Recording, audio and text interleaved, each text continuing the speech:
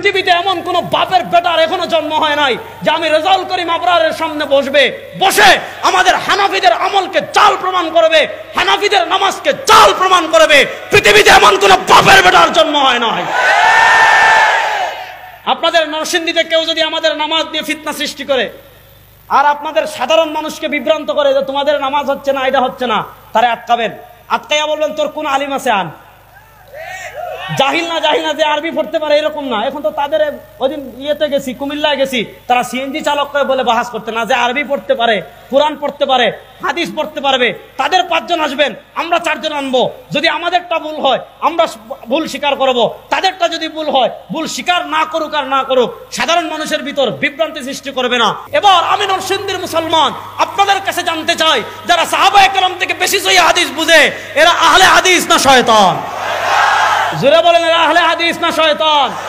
তারা আমাদের সাধারণ মানুষ যারা আছে, আমাদের সাধারণ পাবলিক যারা আছে, তাদেরকে খুব সুন্দর করে একটা কথা বলে। কি কথা? যে আমাদের তো কোরআন আছে, আমাদের তো হাদিস আছে, কোরআন হাদিস বাদ দিয়ে ইমাম আজম আবু হানিফাকে মানতে হবে কেন? কোরআন হাদিস বাদ দিয়ে ইমাম শাফিকে মানতে হবে কেন? কোরআন হাদিস বাদ দিয়ে ইমাম মালিককে মানতে হবে কেন? কোরআন হাদিস বাদ দিয়ে ইমাম আহমদ ইবনে হাম্বলকে মানতে হবে কেন? এই প্রশ্নটা তারা সাধারণ মানুষের ভিতর ছড়িয়ে দেয়। আজকে আমি খুব সহজ করে, একদম সহজ করে, মাযহাব কি, তাকলিদের প্রয়োজনীয়তা, কেন আমরা ইমাম আজম আবু হানিফাকে মানি, খুব সহজ করে আপনাদের সামনে ব্যাপারটা উপস্থাপন করে আমার বক্তব্য শেষ করব। দেখেন, আজকে আমি আমাদের কিতাব কম দেখাবো, তাদের কিতাব থেকে আমি বিষয়টা বোঝানোর চেষ্টা করব। বোঝানোর চেষ্টা করার আগে আমি আপনাদেরকে একটা প্রশ্ন করব, সবাই বুঝে উত্তর দিবেন।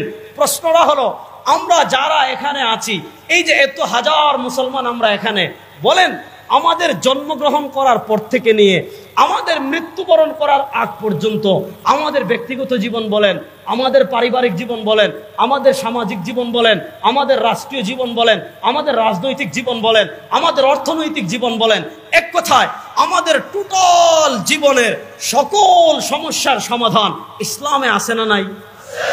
মুখ খুলে বলেন আছে। বিশ্বাস করেন কারা কারা? আমাদের জীবনের সব মাসআলার সমাধান ইসলামী শরীয়তে আছে না নাই? জোরে বলেন, আছে না নাই? এবার হাত নামান, পরের প্রশ্ন বুঝেন।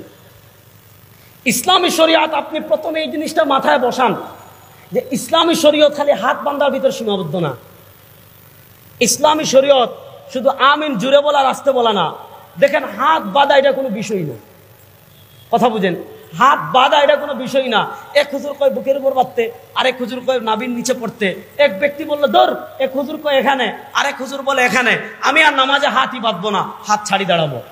নামাজ হবে কি হবে না? এটা কোনো ব্যাপারই না। মাসালাটা বুঝেন, যে এক হুজুর বলে আমিন জুড়ে বলতে, আরেক হুজুর বলে আমিন আসতে বলতে, আমি আর আমিনই বলবো না, যা বলো বলিন, চুপ।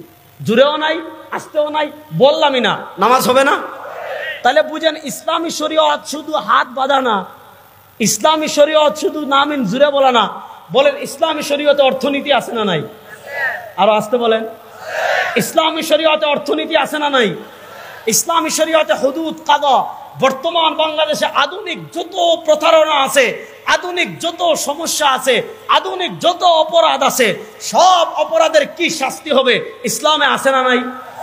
ইসলামে অর্থনীতি আছে না নাই? বর্তমানে দুনিয়ার যত ব্যবসা বাণিজ্য চলে, যত ধরনের পুঁজিবাদী অর্থনীতি চলে, আপনি ব্যাংকিং সিস্টেম বলেন, আপনি জীবন বীমা বলেন, আপনি শেয়ার বাজার বলেন, আপনি ইম্পোর্ট এক্সপোর্ট বলেন, আপনি এলসি ব্যবসা বলেন, আপনি তোমার অনলাইন বিজনেস বলেন, আপনি মোবাইল ব্যাংকিং বলেন, এক কথায় দুনিয়ার যত অর্থনীতি আছে, সব অর্থনৈতিক সব মাসআলার সমাধান ইসলামী শরীয়তে আছে না নাই? কারা কারা বিশ্বাস করেন সব সমস্যার সমাধান ইসলামী শরীয়তে আছে না নাই? এবার প্রশ্ন হলো, সব সমস্যার সমাধান আমি বলেছি ইসলামী শরীয়ত শুধু 2-3টা মাসআলায় সীমাবদ্ধ না। আমার জীবনের সব সমস্যার সমাধান ইসলামী শরীয়তে আছে।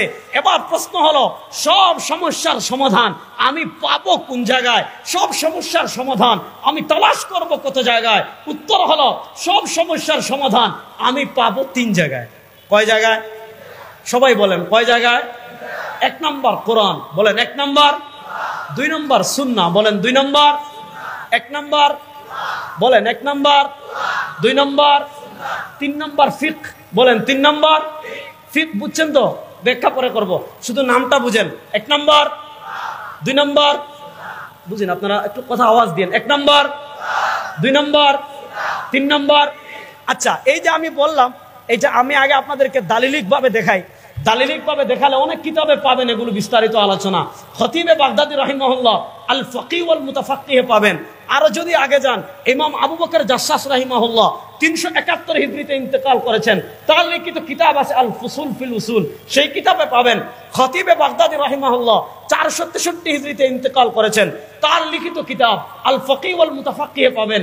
এই যে কিতাব আমার হাতে দেখতে পাচ্ছেন, ওই কিতাবের নাম হলো জামিউ বায়ানিল ইলমি ওয়া ফাদলি। এটা মুসলিম বিশ্বের একজন মহান ইমাম, ইমাম ইবনে আব্দুল বার মালিকি রাহিমাহুল্লাহ। আমাদের যারা মাদ্রাসায় পড়ি আমরা কম বেশি সবাই তার নাম জানি, ইমাম ইবনে আব্দুল বার মালিকি রাহিমাহুল্লাহ। উনি আজ থেকে 1000 বছর আগের এক মানুষ, তার লিখিত এই কিতাব খুবই প্রসিদ্ধ কিতাব জামিউ বায়ানিল ইলমি ওয়া ফাদলিহি। সেই কিতাবে ইমাম ইবনে আব্দুল বার মালিকি রাহিমাহুল্লাহ খুব লম্বা আলোচনা করেছেন। সব আলোচনা আমি করব না, শুধু এই যে আমি 3 জায়গায় পাওয়া যাবে, এই 3 জায়গাটা আমি শুধু দেখাচ্ছি। তিনি এই কিতাবের 317 নম্বর পৃষ্ঠায় একটা পরিচ্ছেদ প্রতিষ্ঠা করেছেন, বাবু ইজতিহাদির রাই আলাল উসুলি ইনদা আদামিন নুসুস ফি হিনা নুজুলিন নাজিলা। ব্যাপারটা বুঝেন, ইসলামী শরিয়াত মাসআলার কিছু ক্যাটাগরি